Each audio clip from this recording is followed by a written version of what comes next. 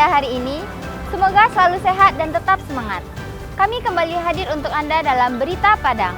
Bersama saya, Wulan Valeri. Sejumlah informasi menarik telah kami siapkan untuk Anda. Berikut 3 berita utama hari ini. Bantu masyarakat yang terdampak banjir bandang, ibu-ibu di Padang membuat dapur umum.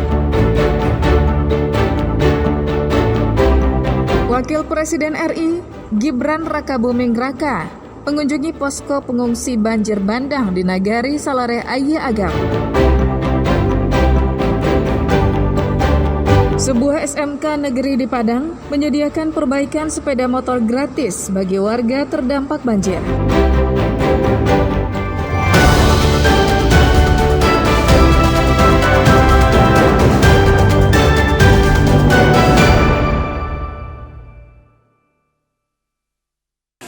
Pemirsa, mesejnya pemberitaan berita Padang terkait pasca bencana yang terjadi di Sumatera Barat. Semua elemen bahu-membahu untuk membantu. Salah satunya yang dilakukan oleh ibu-ibu di Belingin, Kelurahan Balai Gadang, Kecamatan Koto Tangah. Tagar warga bantu warga yang bergema di dunia maya ternyata juga ada di alam nyata.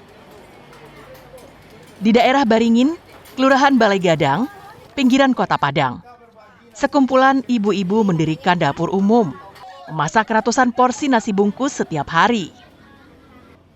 Mereka saling berbagi tugas.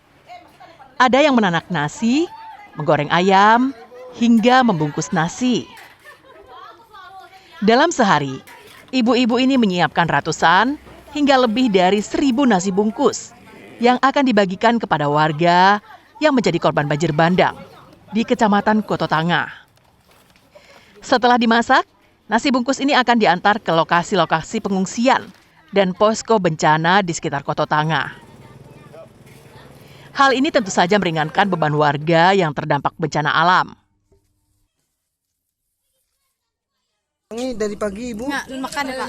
Belum makan? Belum makan. Bukan ibu aja? Enggak Pak, selimut anak saya dah dapat dah Pak. Berapa orang yang belum dapat? 19 kakak. 19 kakak di sini. Di sini yang ngungsi surau. Ini RT berapa? RT 2 RW 3. Kelurahan? Kelurahan Koto Panjang Koto. Menurut Linda, awalnya dapur umum ini hanya memasak 300 nasi bungkus per hari dengan sumber dana yang berasal dari patungan sesama mereka. Namun kemudian datang bantuan dari seorang polisi Padang dan seorang donatur dari Jakarta sehingga jumlahnya ditambah menjadi 1.000 nasi bungkus per hari. Akan memasak 1.000 bungkus per hari selama rencananya seminggu ke depan untuk menanggulangi dan membantu saudara-saudara kita yang terkena dampak longsor dan banjir di daerah Balai Gadang ini.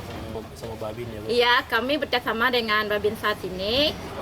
Saya mengenali seorang donatur yang datang dari Jakarta dan bekerja sama dan komunikasi dengan baik dan datang ke Padang pada beberapa hari yang lewat, dan kita tentukan tempatnya di daerah Balai Gadang untuk berbagi bikin dapur umum di daerah Balai Gadang Koto Tangah. Akan kita laksanakan langsung, makanan ini sudah dimasak, kita antar langsung ke titik-titik yang terdampak banjir di Kelurahan Balai Gadang ini. Dapur umum mandiri ini akan beroperasi setiap hari hingga masa tanggap darurat berakhir atau situasi yang telah kondusif bagi para korban bencana alam untuk memulai kehidupannya secara normal. Robiham melaporkan dari Padang.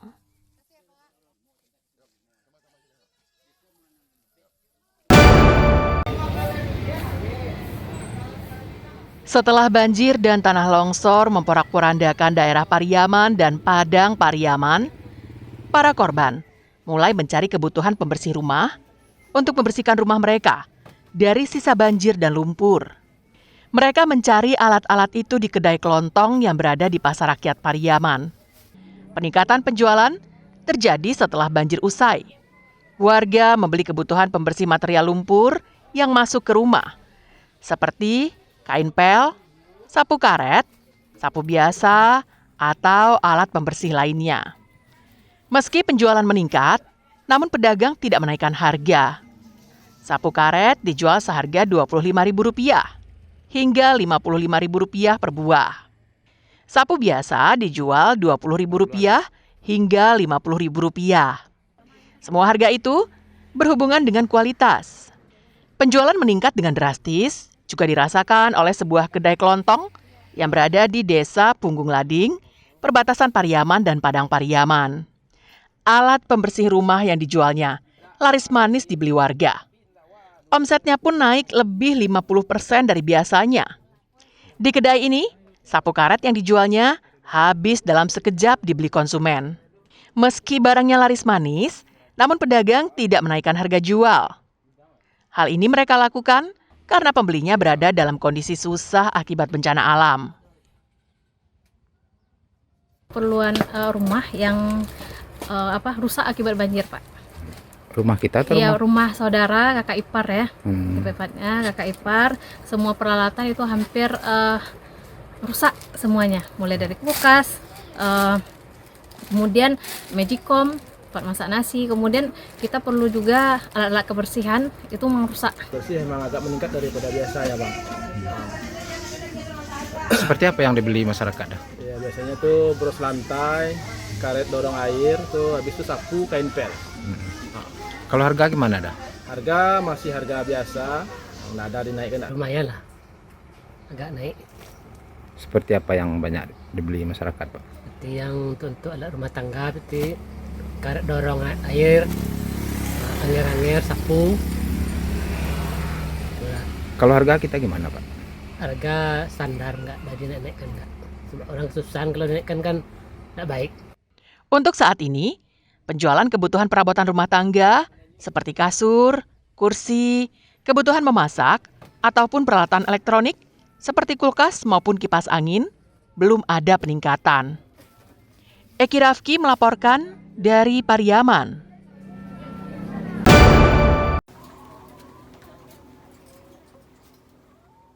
Bencana alam yang terjadi di berbagai daerah di Sumatera Barat berdampak pada terkendalanya pendistribusian atau penjualan telur dari 50 kota, terutama ke Padang dan Pasaman.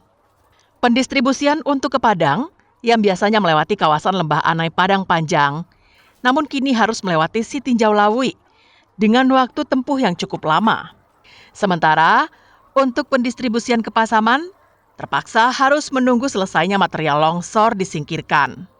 M. Rizal Jalinus, salah seorang peternak telur di kawasan Taeh Baruah, Kecamatan Payakumbuh, 50 kota mengungkapkan, harga jual telur di tingkat peternak masih normal, yakni Rp1.600 per butir.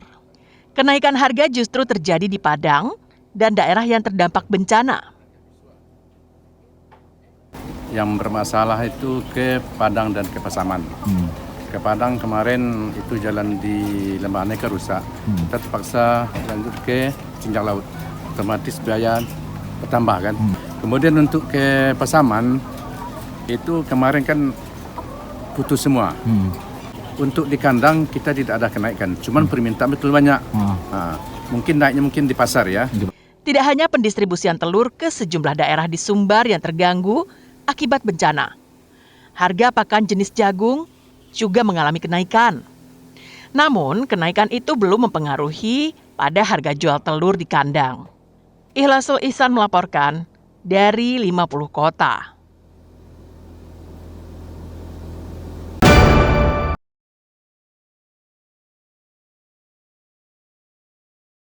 Hamparan pasir di Pantai Padang yang biasanya menjadi tempat bermain anak-anak, ruang tenang bagi mahasiswa, dan ladang rezeki bagi nelayan, kini berubah menjadi tumpukan kayu dan material lain sisa-sisa banjir.